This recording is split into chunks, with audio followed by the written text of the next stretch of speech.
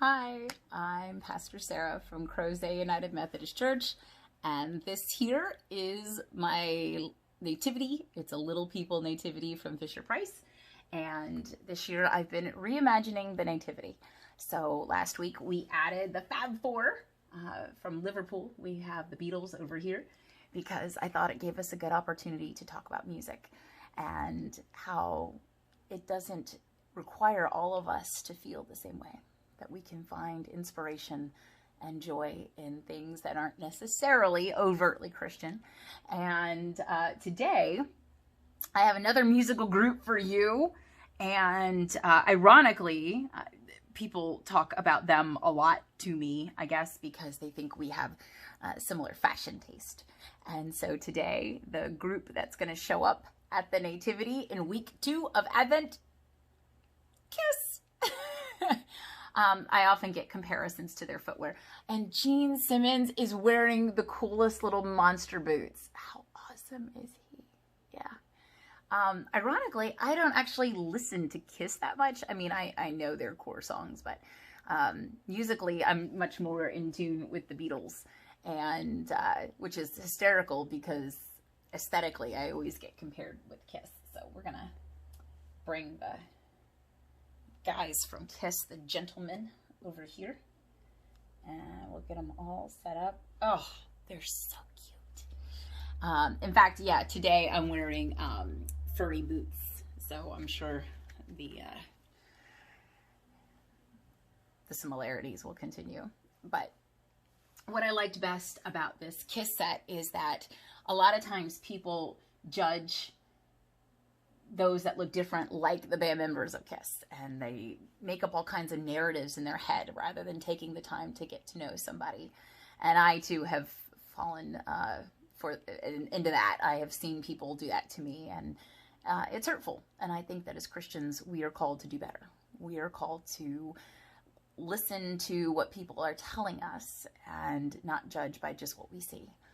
We are called to actually refrain from judging people and instead take time to get to know them and discover some of the beautiful things that God has placed in them.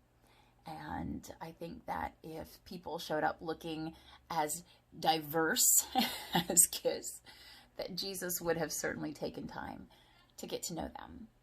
And that was one of the most beautiful things about Jesus, is that he did take time to establish relationships and to look beyond what other people saw, and looked into the heart and saw not only what those in the scriptures were trying to do and who they wanted to be, but he saw that they were valuable and truly of sacred worth just because of who they are, and that all of us are intrinsically wonderful, absolute blessings.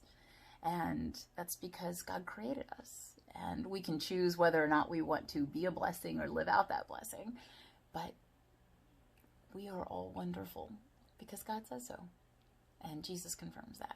And I think that even though people make a lot of judgments about what they see on the outside, today, our second musical act reminds us that we really do need to stop using our eyes and start to listen and look with our heart.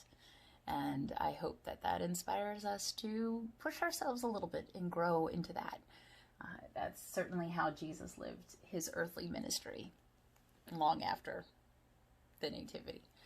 So I hope that that helps you and makes you think and inspires you. And perhaps all of us will look a little deeper, judge a lot less, and discover that people that are different from us are absolutely worth getting to know, being in relationship with them.